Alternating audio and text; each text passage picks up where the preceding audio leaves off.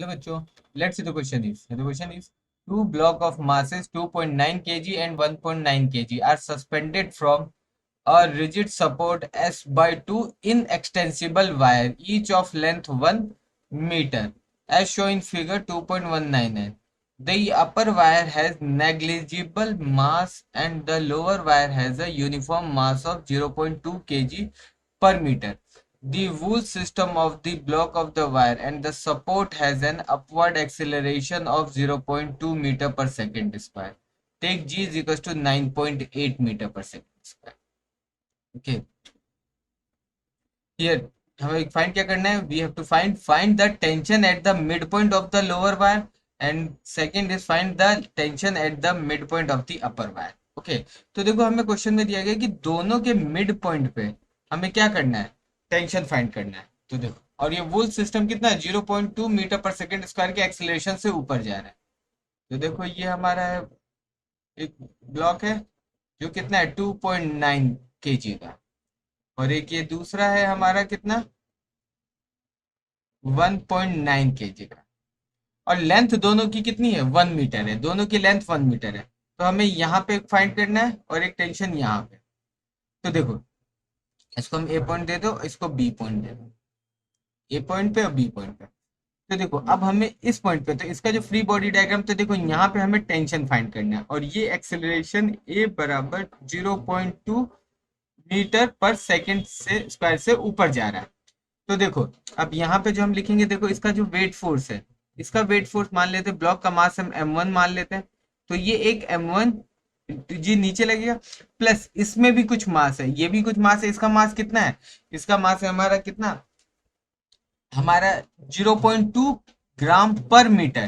देखो ये पूरा 1 मीटर का है, ये 1 मीटर का है, तो ये यहाँ कितना हो गया? 0.5 मीटर. 0.5 मीटर का ये हो गया हमारा. तो हमारा लैम इसको मान लेते हैं लैम्डा इज इक्वल टू क्या होता है? लैम्डा होता है हमारा मास पर यूनिट लेंथ. लैम्डा मास पर यूनिट लेंथ, और इसकी वैल्यू हमें दे रखी है 0.2 kg पर मीटर. ठीक है, तो अब ये भी हमारा नीचे जाएगा, तो ये हमारा कितना हो जाएगा? ये हमारा हो जाएगा लैम्डा इंटू एल जी, मास पर यूनिट लेंथ इंटू जी, ये हमारा नीचे. तो जो हमारा टेंशन होगा, तो और ये सिस्टम ऊपर जा रहा है, तो T minus m1g minus lambda L G is equal to m1a plus lambda L A. तो यहाँ से हम टेंशन निकालेंगे तो टी कितना हो जाएगा? ये उधर चला जाएगा, तो m1 plus lambda L common ले लिया दोनों से, तो ये हो जाएगा a plus ji.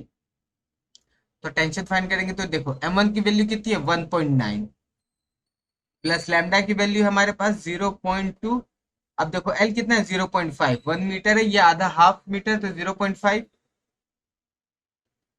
Into acceleration 0.2 plus gravitational acceleration 9.8. इसको सॉल्व करो, ये कितना हो गया? 0.01, ये 2 इंटू 10, तो कितना आ गया हमारे पास? 20 न्यूटन. यानी कि टेंशन एट बी हमारा कितना आ गया? हमारा 20 newton. Now then we have, तो हमारा first the tension at the mid point of the lower wire कितना आ गया? लोअर वायर पे हमारा जो टेंशन आ गया 20 न्यूटन. अब now we have to find the tension at the mid point of the upper wire, that is the and this wire is negligible mass, यानी इसका कुछ भी मास नहीं है, इसके अंदर कोई भी मास नहीं है. तो यहाँ पे जो टेंशन टी ए होगा, तो वो कितना हो जाएगा? देखो तो टी ए माइनस, अब देखो इस पे जो यहाँ पे जो वेट लगेगा, देखो इसका वेट प्लस इसका वेट और प्लस इसका वेट, तो ये एम जी नीचे प्लस एम है, तो ये हो जाएगा हमारा m2g माइनस इसका lambda L minus m1g is equals to m2a plus lambda L A, यहाँ पे भी g, और ये a प्लस m1a. तो यहाँ से टेंशन निकाल लेंगे तो ये उधर बच जाएगा, तो m2 plus lambda L plus m1 g plus a. तो m2 कितना है हमारे पास? 2.9 प्लस लेमडा की वैल्यू 0.2 इंटू, अब l कितना आ जाएगा? ये पूरा 1 मीटर का लेंथ आ जाएगा, तो ये हो जाएगा हमारा 1 प्लस m1 कितना है हमारे पास? 1.9 इंटू 0.2 प्लस 10, 9.8 तो ये हमारा कितना हो जाएगा देखो, 2.9 प्लस 1.9 प्लस 0.2, ये हो जाएगा हमारा 5.0 इंटू 10, दैट इज 15 न्यूटन। तो हमारा जो पॉइंट ए पर जो हमारा टेंशन लगेगा वो 15 न्यूटन। तो हमारा जो फर्स्ट का answer tension at the mid point of the lower and that is 20 Newton, and second का आंसर है कि find the tension at the mid point of the upper wire that is 15 Newton. Best of luck.